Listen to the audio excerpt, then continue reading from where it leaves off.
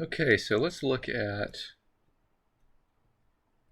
another example.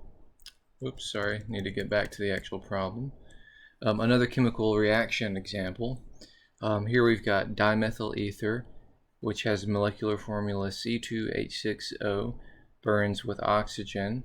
The reaction produces carbon dioxide and water. Balance this chemical reaction. So this is just like the other problems we've done with chemical reactions, we write the reaction. So that's C2H6O, and let's call this X. It's going to be reacting with oxygen, and that will give us CO2, and we can make this be the target, and some water, so that'll be our Z. Okay, so that's our chemical equation to balance, and we are going to write our element equations to generate the system. So we'll have, oh, and I guess I need to be a little bit careful here and identify what X, Y, and Z are. X is the number of molecules of C2H6O. Y is the number of molecules of O2, and Z is the number of molecules of water. So then we'll write a carbon equation, a hydrogen equation, and an oxygen equation.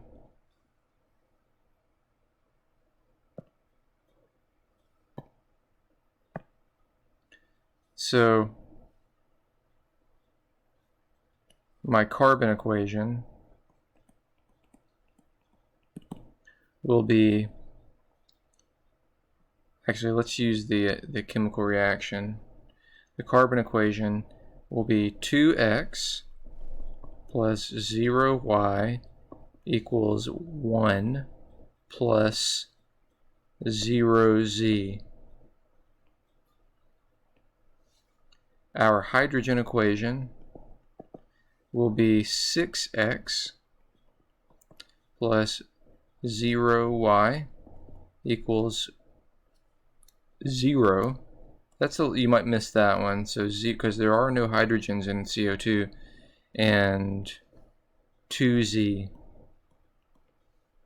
Then we have an oxygen equation, which will be 1x plus 2y equals 2 plus 1z.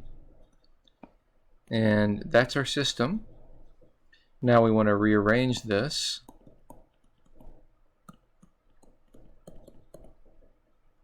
So that's, technically that's minus 0z, but I don't want to confuse anybody, so you can just write that as a plus so that you don't accidentally put a negative or something in your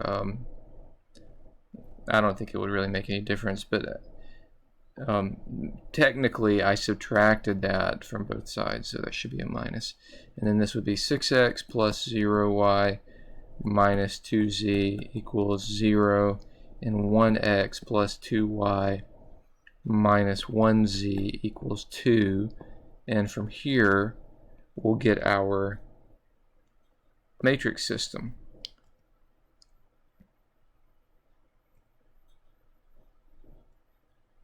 And again, if you need any more detail on this, just read through these slides. So here is our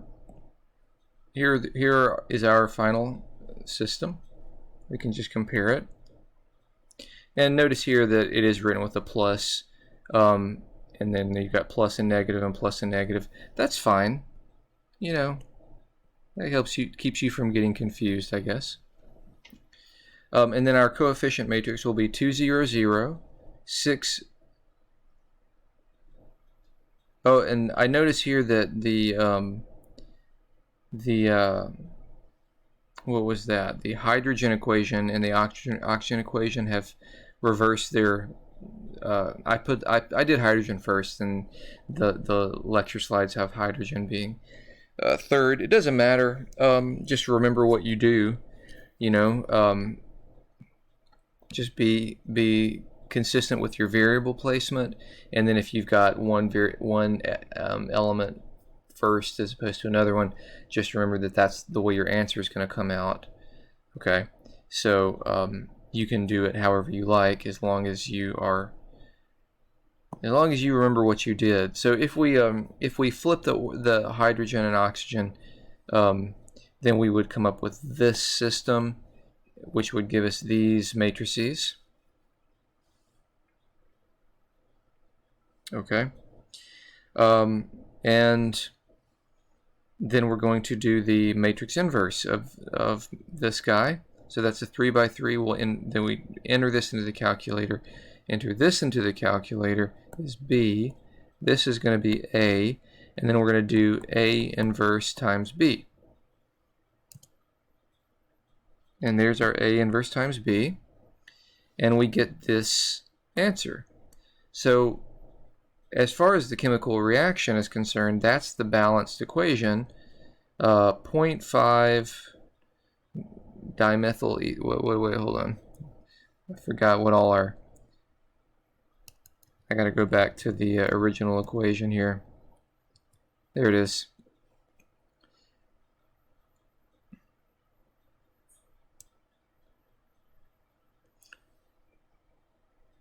Let's copy it down here.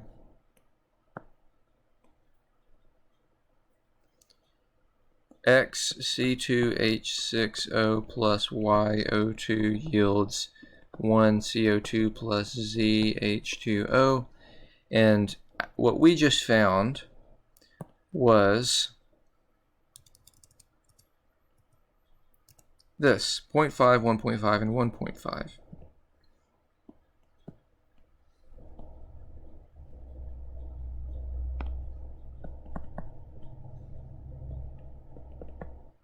Now that can't work, all right, because you can't have fraction or decimal coefficients for molecules. So what we have to do, and I'm going to put these in actual fraction form just so you can kind of clearly see the idea here. Put this in red, so also move the screen over a little bit. There we go. So 1/2,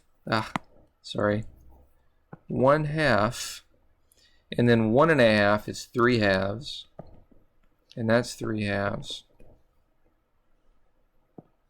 So 1/2 C2H6O plus 3/2 O2 yields 1. Actually, let me put that in red too. 1 CO2 plus 3/2 H2O. All right, so we need to multiply by this entire, and everything gets multiplied by 2. That means everything including this. So let's put a blue there. So 2 by everything over here, and 2 by everything over here. So that means this is going to be 1, because 2 times 1/2 is 1. This is going to be 3, because 2 times 3/2, we clear the 2's and we're left with the 3. 2 times 1 is 2. And again, those 2's cancel and we're left with 3. And so that is our balanced chemical equation. 1 molecule of DME plus 3 molecules of O2 yields 2 molecules of CO2 and 3 molecules of water. Okay, so this is an example of that having those coefficients that we have to kind of mess with a little bit more before we can use them. All right, and I think that pretty much wraps up the this unit. From here out, we're just going to do some reviewing,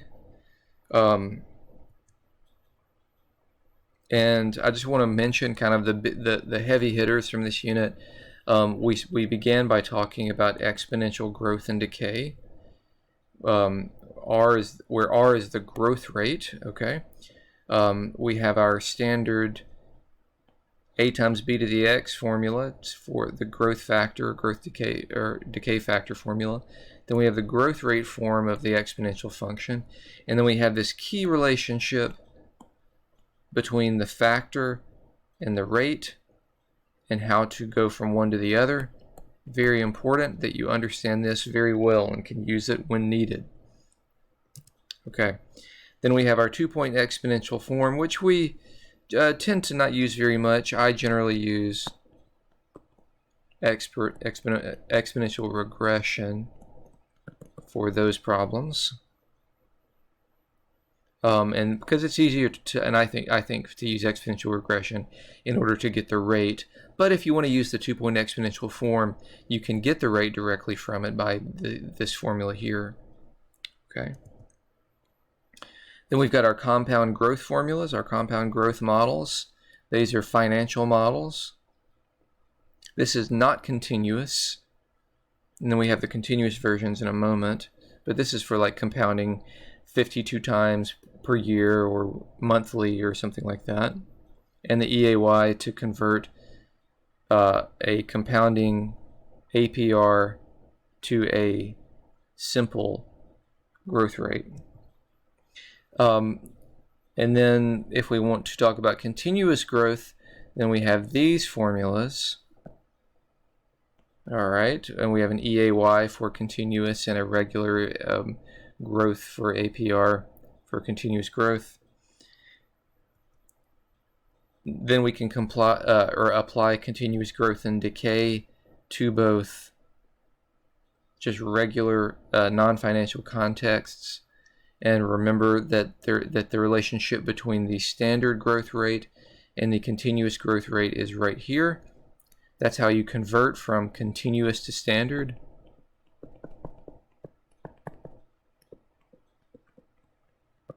And if we're talking about decay, then this would be your RC would be negative. And then also, if we want to convert from standard to continuous, we can use these formulas. And the nice thing about these formulas is you can just use the factor. You can just take the natural log of the factor, and that gives you the continuous rate, growth rate. Then we got into Newton's law of cooling and heating. That actually was the beginning of this unit, I believe. And remember, the big difference there is that we have the PTD, the positive temperature difference function. We get that first, and then we can calculate the object temperature function from the PTD. If we're talking about cooling, it's object minus room, and the temperature function is room plus PTD. Okay, and now if we go to heating, it's room minus object for the PTD, and the object temperature function is room minus PTD. Okay, so just remember that this PTD function is a key part of working with Newton's law of heating or cooling problems. In terms of regressions, we have many more regressions now. We should be prepared for linear, exponential, or logarithmic regressions and be able to identify from a data set what type of regression you're looking at. Find the SSE, find the model error, the average error, and find and interpret the correlation coefficient. Be able to use these models. And that's, in a very brief nutshell, that is this unit. I guess, and actually what this is leaving off is all the stuff we've just immediately been talking about before this, which was the matrix stuff. So I'll just add and matrix linear system stuff. Okay, but from here I'm going to make a video that has the practice problems for more review. Okay, that's the end of Unit 3.